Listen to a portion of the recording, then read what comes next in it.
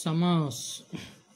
सम उपसर्ग अस धातु ध्याय प्रत्यय के योग से समास बना है, यानी दो या दो से अधिक शब्दों को एक शब्द के रूप में लिखना या कहना समास होता है।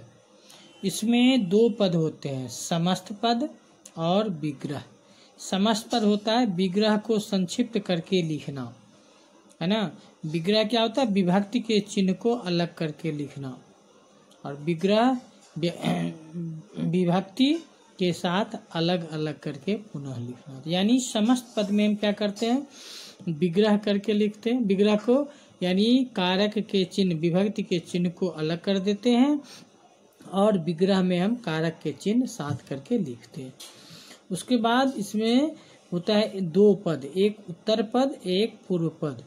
यानी पहले का पद जो होगा वह उत्तर पद होगा, और उसके बाद का जो होगा वह पूर्व पद और उत्तर पद होगा। जैसे राजा का पुत्र है तो राजा का पुत्र, राज्ञः पुत्र, राज्ञः पहले है इसलिए यह पूर्व पद हो गया, और पुत्र बाद में है इसलिए वह क्या हो गया, उत्तर पद। उत्तर मतलब बाद में, पूर्व मतलब पहले। इसके बाद है संधि और समास में अंतर। एक छोटी सी बात है कि संधि हमेशा क्या होता है, दो शब्दों के बीच होता है, वर्णों के बीच होता है। समास दो शब्दों के बीच में होता है। समास के 6 भेद होते हैं, तत्पुरुष, द्वंद्व, बहुब्रीहि, अव्ययी भाव। अब तत्पुरुष समास के 2 भेद होते हैं, व्याधिकरण और समानाधिकरण। व्याधिकरण में विभक्ति तत्पुरुष, नए तत्पुरुष और उपपद ये होता है। समानाधिकरण में द्विगु और कर्मधार है। तो व्याधिकरण में हमें अब विभक्ति का ही पढ़ना है। अब है तत्पुरुष समास।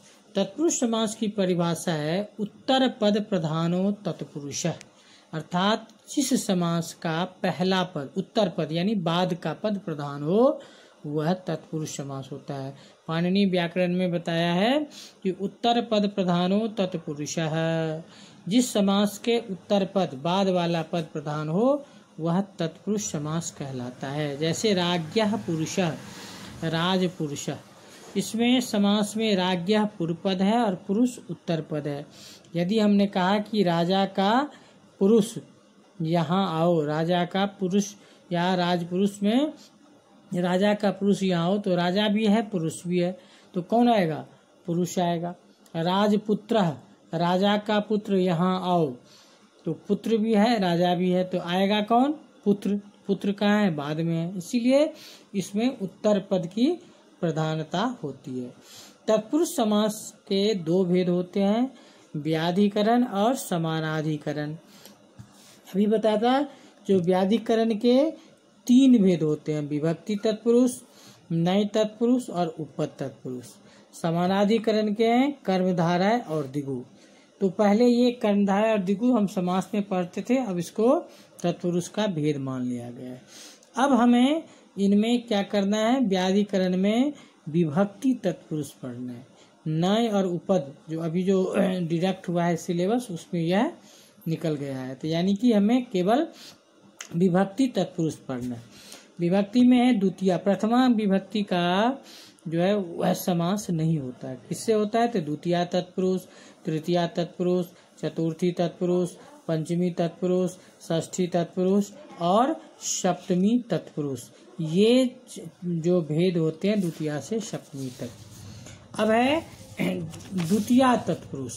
द्वितीया तत्पुरुष होता है पहचान। इसको हम अब कोई नियम जो है खास नहीं होता, केवल शब्द के माध्यम से हम इसकी पहचान करते हैं। शब्द क्या होता है, जो शब्द दिया हुआ है उसके आधार पर हम उसको क्या करेंगे, पहचान करेंगे, और इसके पूर्व पद में, विग्रह से पूर्व पद में द्वितीया विभक्ति का प्रयोग करेंगे। जैसे है श्रित, अतीत, पतित, गत, अत्यस्त, प्राप्त, आपन्न। ये सारे कुछ शब्द हैं जिस आधार पर हम पहचान करते हैं कि यह द्वितीया तत्पुरुष का है और यह द्वितीया तत्पुरुष का है या नहीं है। तो यदि यह शब्द दिया होगा तो विग्रह करते समय हम क्या करेंगे, इसके पूर्व पद में द्वितीया विभक्ति लगाएंगे। कहीं कहीं इसमें संधि का भी एक आध केस में है ना, रूल अप्लाई होगा, उसको भी देखना है। जैसे श्रित है तो कृष्णम श्रितः, कृष्ण श्रिता। अब समस्त पद है कृष्ण श्रिता। अब हमने देखा श्रितः शब्द आया, तो श्रितः को जब हम विग्रह करेंगे तो पूर्व पद में क्या करेंगे, द्वितीया लगाएंगे, तो कृष्णम श्रितः हो गया। अरण्यम अतीतः, अरण्यातीतः। अब यहाँ देखो संधि लग गया, अतीत है और अरण्यम में मौ द्वितीया है, तो मौ हट गया तो क्या बच गया, अरण्य। अरण्य में अ है और अ है मिलके आ, तो अरण्यातीतः। तो यहाँ भी द्वितीया तत्पुरुष है। पतितः हमने पढ़ा था गिरना, कूप पतितः समस्त पद है, तो जब हम विग्रह करेंगे तो कूपम पतितः हो जाएगा। ग्रामम गतः, अब ये विग्रह करके दिया हुआ है, तो पूर्व पद में द्वितीया है और आगे गतः है, हमने इसको पहचान में पढ़ा था, तो इसलिए ग्राम गतः हो जाएगा। मेधान अत्यस्त, मेधास्त्यस्त हो जाएगा। तो ये सारे द्वितीया के हो गए। अब है तृतीया तत्पुरुष। तृतीया तत्पुरुष जो है उसका क्या होता है कि कुछ शब्द हैं, जैसे हीनः, त्रातः, शून्यः, है ना, दंडः, भिन्नः, ताडितः, खंडः, हतः, रक्षितः, पुष्टः, रहितः, विकलम, अर्थः, कुशलम, सदीशः। ये सारे शब्द जो हैं तृतीया तत्पुरुष के होते हैं। अब ये तृतीया तत्पुरुष जो है वो क्या होता है, जैसे पूर्व पद में इसमें भी तृतीया विभक्ति होगी, यही इसमें देखना है, और उत्तर पद में ये शब्द होगा। तो इन शब्द के आधार पर यदि विग्रह करके दिया है तो शब्द लिखेंगे, विग्रह करके नहीं दिया है तो विग्रह करेंगे तो पूर्व पद में तृतीया लगाएं। जैसे सुखेन हीना, अब सुखेन है तृतीया है और हीना शब्द है, तो हीना में हमने देखा तृतीया पढ़ा, तो इसको जब हम समस्त पद करेंगे तो तृतीया विभक्ति हटाएंगे, तो सुख हीना। हरि त्रातः, त्रातः में तृतीया है और हरि है, तो हरि शब्द का जब हम विग्रह करेंगे तो क्या होगा, तृतीया, हरिना, हरिना त्रातः। मदेन शून्य, यहाँ विग्रह करके है तो मद शून्य। नखैर भिन्न, नख भिन्न, नखै है बहुत सारे नाखून, इसलिए उसमें तृतीया हो गया। हस्ताभ्याम ताडिता, शब्द पर भी गौर करना है, देखो दो हाथ होते हैं हमारे, इसलिए हस्ताभ्याम लगा। हस्ताभ्याम ताडिता, हस्त ताडिता। ईश्वरेण दत्तः, ईश्वर दत्तः। संकुला खंडः, संकुला खंडः आ गया, तो संकुला में तृतीया, संकुलिया लता का लतया, तो संकुलिया खंडः।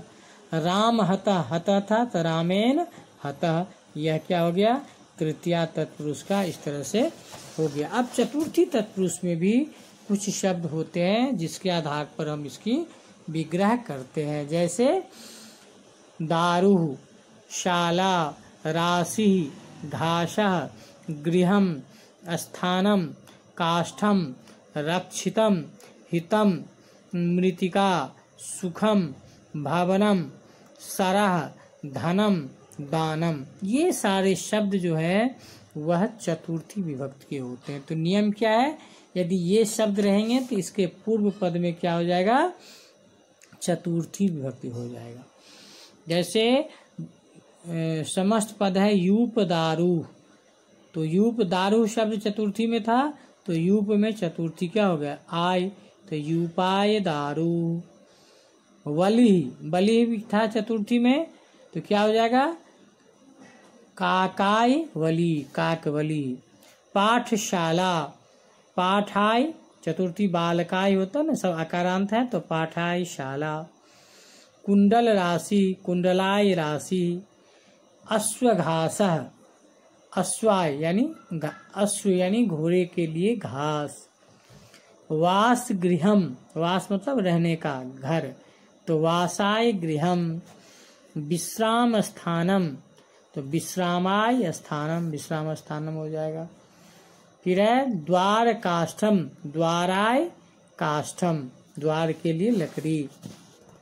रक्षितम में चतुर्थी होता है, तो पुत्राय रक्षितम, पुत्र रक्षितम। गोहितम, अब यहाँ गो का चतुर्थी इसको स्टार बना लेना, गवे हितम, गोहितम हो जाएगा। गवे होता है यानी गो का चतुर्थी में गवे होता है, ये याद रखना, जिसकी विभक्ति।